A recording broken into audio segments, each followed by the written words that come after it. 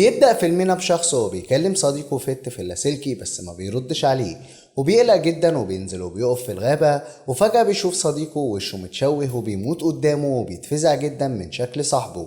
وبيروح لطيارة وبياخد مسدسه وبيشوف نفس المسدس بتاعه موجود على الأرض وبيستغرب جدا. وفي اللحظة دي بيظهر قدامه شخص نفس شكله بس بيبقى وشه مرعب وبيجرحه بمخالبه في وشه وبيكسر رقبته وبيموته، وبياخد الطيارة وبيحاول يهرب بيها. بس في الوقت ده بيخبط في حاجز في السماء وبتنفجر الطيارة، وبيبان انهم محبوسين في الغابة. وبعدها بنشوف شخص وبنعرف انه من شركة TSL، وبيبقى غرضهم فهم عقل وجسم الانسان البشري عشان تبقى وسيلة انهم يطوروا علاج يزيد في عمر الاطفال. وبنعرف انهم عاوزين يصنعوا عالم جديد. وفي نفس الوقت بنشوف تشيس وهو قاعد في حانة وبيتراهن مع مجموعة شباب في لعبة، وبيروح تشيس وبيكسبهم وبيمشي من الحانة، بس العصابة ما بيسمحلوش ان يمشي وبيكونوا متضايقين وعاوزين ياخدوا فلوسهم وبيسخروا منه. فبيتعصب تشيس وبيضربهم وبيسدد لهم لكمات عنيفة جدا وبيوقعهم على الارض بسهولة، وبيبان انه متمكن جدا في القتال. وبعدها بيخرج من الحانة وبيقعد في الشارع وبيشوف عربية وبتنزل منها واحدة وبتسخر منه وبيبان انها تعرفه، وبيبقى تشيس مستغرب هي عرفت اسمه ازاي، وبتفهمه انها تعرف حاجات كتير قوي عنه، وبتطلب منه يركب العربية وبتعرض عليه شغل. وبيروحوا الحانة وبتتكلم هيرسون وبتعرفه على نفسها وبتفهمه انه اتقابل معاها في حفلة قبل سنتين وقضوا ليلة مع بعض. وبيستغرب تشيس من كلامها وبتعرفه هيرسون انها عارفة انه مجند لمشروع الشبح وهو عنده 18 سنة، وإن الحكومة جردوه من أي هواية قانونية، بمعنى إنه لو مات محدش هيعرف هو مين. وبعد سنة من مشروع الشبح البرنامج اتلغى والمجندين هربوا. وبيستغرب تشيس إن عندها المعلومات دي كلها، وبتفهمه هيرسون إنها اشتغلت مع ناس أقوياء في الدولة وعندها معلومات كتير، وما بيصدقهاش تشيس ولا بيقتنع بكلامها. وبتتكلم هيرسون وبتعرفه ان قبل يومين في حادثة حصلت في مركز ابحاث جنب السواحل في شمال كندا، وان بنت واحد من المدربين التنفيذيين متورطة في الحادثة، وان الاتصالات مقطوعة. وبتفهمه انهم محتاجين فريق تدخل عشان يخرجوا البنت في خلال 24 ساعة. وبتعرفه ان العملية لازم تتم في سرية تامة، وفي المقابل هيدوله شغل احسن وبفلوس اكتر. وبتعرفه كمان ان روس هيبقى معاه في الفريق، وبيتضايق تشيس لما بيعرف وبيفهمها ان ما ينفعش تثق فيه، وما بتهتمش هيرسون لكلامه. وبتعرفه انها هتعدي عليه بكره وبتمشي. وتاني يوم بتوصل هيرسون عند بيت روس وبيكون بيصلح عربيته وما بيكونش عارف هي مين، وبتتكلم معاه وبتعرض عليه المهمة وبتعرفه ان المقابل المادي كبير. وبيرفض روس وبتفهمه انهم هيروحوا للمهمة بيه او من غيره، وبيعرفها روس ان لو انضم ليهم هيبقى القائد، وبتوافق هيرسون. وتاني يوم بالليل بيكون الفريق متجمع في جراج الطيارات، وبيروح ديكس واللي بيبقى فرد من الفريق لتشيس وبيتكلم معاه وما بيكونش تشيس عارف هو مين، وبيفهموا انهم اشتغلوا مع بعض قبل 8 سنين. وفي الوقت ده بتوصل هيرسون وبتفهم الفريق انهم هيتقسموا لفرق معسكرات بحثية وانهم هينزلوا في الشمال او الجنوب من المنطقة. وبنعرف ان الفريق هيتكون من 3 اشخاص، وبتفهمهم ان تشيس وديكس هيكونوا في الفريق بتاعها في الجانب الجنوبي، وتاج وكول هيكونوا مع روس في الجانب الشمالي. وبتفهمهم ان الطيارة هتقف في منطقة محايدة ودي اللي هيتجمعوا فيها بعد ما تخلص المهمة، ولو اتعطلت الاتصالات هيتقابلوا عند الطيارة. وبعدها بيتحركوا على الموقع وبيوصلوا، وبتنزل الفرق وبيمشوا في الغابة. وبتشوف هيرسون شخص ميت وبتكلم روز بس الإشارة بتبقى ضعيفة. وبيقف ديكس وبيكتب مذكراته، وبيبان على تشيس انه متوتر وحاسس ان في حاجة غلط. وبيتكلم مع هيرسون وبيحاول يفهم منها، وبتقول له هيرسون انها ما تعرفش حاجة وانهم مش جايين هنا عشان يتكلموا. وبيلاقي ديكس ساعة على الارض وبياخدها. وفي نفس الوقت بنشوف روس وبيبان انه جندي متمرس وخبير في الحياة البرية، وبيعرفهم انهم لازم يبقوا جنب المية وانها امان ليهم. وبيسرح روس وبيفتكر الحادثة اللي حصلت له، بس بيقطع تاج شريط ذكرياته وبيتحركوا. وبعدها بنشوف شخص متوحش وهو بياكل في جثة انسان بشراسة. وبتمشي هيرسون في الغابة وبتشوف قدامها خيمة وبتتفاجئ بجثة شخص جنبها، وبتنبه الفريق وبتبدأ تتسحب للخيمة. وبيدخلوا وبيشوفوا جثة متحللة. وبتلاحظ هيرسون جهاز لاسلكي في الخيمة وبتحاول تتواصل مع حد بس محدش بيرد عليها. وبياخد باله ديكس ان الساعة اللي في ايد الجثة هي نفس الساعة اللي اخدها من الجثة اللي شافها في الغابة. وبيفهموا تشيس ان كلهم لابسين نفس الساعة. وبتطلب منهم هيرسون يدوروا على البنت، وبتعرفهم ان اسمها ستاسي كالهان. وبيتعرف عليها ديكس وبيتضايق جدا وبيخرج من الخيمة، وبيتكلم تشيس مع هيرسون وبيعرفها ان الوضع خطر في الغابة والجثث في كل مكان، وبيفهمها انهم مش مستعدين يدخلوا حرب ويخسروا فيها بسبب انهم مش معاهم معدات ولا اسلحة، وبتفهمه هيرسون ان عندها اوامر وبتنفذها. وفي نفس الوقت بيكون روس وفريقه بيدوروا على البنت، وبيشوف تاج دخان وبيقلق جدا وبيروحوا لمكان الدخان وبيشوف الشجر وهو متولع، وبيلاحظ ديكس حد بيتحرك في الغابة وبيقرب من مكانه، وفجأة بيظهر شخص وبيطلب منهم ما يضربوش عليه نار، وبيعرفهم انه عالم وبيعرفهم انه وصل الغابة بعد فريقه على قارب، وبيفهمهم انه كان بيدور على معسكر البحث وبيكون فاكر انه تايه، وبيسألهم لو هم تبع الشرطة، بس بتعرفوا هيرسون انهم في مهمة انقاذ، وبتسأله لو يعرف استاسي وبيطلب منها تروح معاه. وعلى الجانب التاني بيتكلم روس وبيطلب منهم يدوروا على مخيمات ويشوفوا لو حد فيها محتاج للمساعدة، وبيحس كول ان روس يعرف حاجة عن المهمة ومخبيها، وبيتعصب جدا وبيحاول تاج يهديه، وبيسخر كول من روس وبيطلب منه يحكي لتاج عن مهمته الأخيرة وايه اللي حصل فيها، وبيوصل العالم الفريق لجثة استاسي واللي بتكون ميتة بطريقة غريبة، وبتتكلم هيرسون وبتعرف الفريق انهم هيخيموا النهاردة وبكرة هيرجعوا لمكان الطيارة. وبالليل بتتكلم هيرسون في اللاسلكي تاني وبتحاول تتواصل مع حد في الموقع، وبيخرج العالم وبيشكر ديكس انهم هيساعدوه رغم انهم مش جايين عشانه. وفي نفس الوقت بيكون تاج قاعد يحسب فلوس المهمة وبيفرح عشان هيقدر يدخل بنته الجامعة اللي بتحلم بيها، وبيبان ان كول قلقان وخايف من حاجة، وبيطمنه تاج وبيعرفه ان المهمة هتعدي بسلام وهيخرجوا من الغابة. وبتتكلم هيرسون مع تشيس وبتسأله عن اللي حصل بينه وبين روس، وبيعرفها ان روس رغم انه انقذ حياته لكن بيكرهه، وبيفهمها انهم اشتغلوا مع بعض قبل سنين والمهمة ما نجحتش، وان هو وروس اللي فضلوا عايشين. وبيحكي لها ان روس خرج من المية وانه كان فاقد الوعي، ولما فاق ما كانش فاكر ايه اللي حصل وانه اتصاب بفقدان ذاكرة،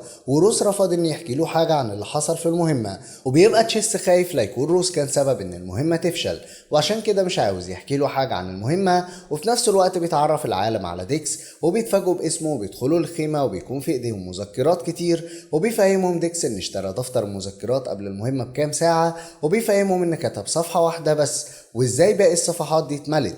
وبتتأكد هيرسون انه نفس خط ايده بس ما بيكونش هو اللي كاتب الكلام ده، وبيبقوا مش فاهمين ايه اللي حصل.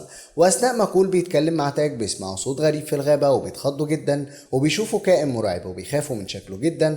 وفي اللحظة دي بيمسك كائن تاني بتاج وبيسحبه من رجله وبيجري روس وراه عشان ينقذه، وكول بيفضل واقف لوحده ومصوب سلاحه على الوحش، وفجأة بيختفي من قدامه وبيترعب كول وبيفضل يدور عليه. وبيكون تاج قدر يهرب من الوحش وبيلف وبيلاقي الوحش في وشه وعلى وشك انه يقتله، بس بيضرب عليه روس طلقه وبيقتل الوحش وبينقذ تاج، وبيبقى كل لوحده خايف من الوحش. وفجأة بيظهر وراه الوحش وبيسدد له لكمات وبيوقعه على الارض وبيكسر ايده، وبنشوف الوحش وبيبان انهم كانوا بشر بس اتصابوا بمرض وتحولوا لوحوش. وبيمسك الوحش براس كول وبيخلعها في ايده، وفي نفس الوقت بيطلب العالم منهم ان يقرا مذكرات عشان يعرف ايه اللي حصل لفريقه وعشان يقدر يلاقوا طريقه يرجعوا لبيوتهم. وتاني يوم بيتمشى ديكس في الغابه وبيشوف هوية استاسي وبيسمع صوته وبيخاف جدا. وفي اللحظه دي بيسمعوا الفريق وهو بينادي عليهم وبيخرجوا وبيشوفوا استاسي وبيستغربوا جدا انها شبه الجثه اللي شافوها بالظبط. وبيتكلم تاج مع روس وبيبقى خايف جدا من اللي بيحصل في الغابه، وبيحاول روس يطمنه وبيفهمه انهم هيكملوا المهمه وهيرجعوا لبيوتهم في سلام. وبيسأله تاج عن المهمة اللي كول كان بيتكلم عنها، وبيرفض روس ان يحكي له عنها. وبتحاول هيرسون تتكلم مع ستاسي بس ما بتردش عليها، وبيروح العالم عشان يقرا مذكرات وبيدور على طريقة للخروج من الغابة. وفي نفس الوقت بيهجم تاج وروس على خيمة وبيتكلم روس في اللاسلكي وبتسمعه هيرسون وبتتكلم معاه، وبيتعرفهم ان ستاسي معاهم وبيفرحوا جدا. وبيتكلم ديكس مع ستاسي وبيحاول يطمنها ويحسسها انها في امان، وبتتكلم مع ستاسي وبتعرفه انهم وصلوا المعسكر قبل 3 ايام وفريقها اتصاب بمرض وعظمهم بدأ يتكسر وتحولوا لكائنات مخيفة، وبتعرفوا انها قدرت تهرب وتستخبى منهم. وبيطمنها ديكس وبيفهمها انه هيفضل جنبها لحد ما ترجع بيتها بامان، وبتشكر ستاسي. وبنعرف ان روس وتاج بدأوا يتحركوا للمكان اللي هيتجمعوا فيه، وبيدخل عليهم العالم وفي ايده المذكرات وبيكون مصدوم وبيفهمهم ان ديكس قديس او شخص عبقري، وبيعرفهم ان الغابة محاطة بحاجز واللي بيدخلها مستحيل يعرف يخرج منها، وبيفهمهم ان كل 3 ايام بيدخل للغابة نسخ منهم، والدليل ان ديكس كان في الغابة وهو اللي كتب المذكرات. وفي نفس اللحظة بيسمع ديكس صوت في الغابة وبيطلع سلاحه وبيتوجه لمصدر الصوت، وبيظهر من وراه وحش وبيهجم عليه، وبيسمعوا الفريق صوت الوحش وبيعرفهم العالم ان الوحش بيقتل النسخ بتاعتهم في كل مرة بيدخلوا الغابة. وبيكون تاج وروس بيحاولوا يتواصلوا مع الطيار في اللاسلكي بس ما بيردش عليهم، وفي اللحظة دي بيسمعوا صوت مرعب وبيخرجوا أسلحتهم، وفجأة بيشوفوا نسخ منهم وبيكون شكلها مرعب وبيخافوا جدا وبيقدروا يسيبوهم بالرصاص ويقتلوهم.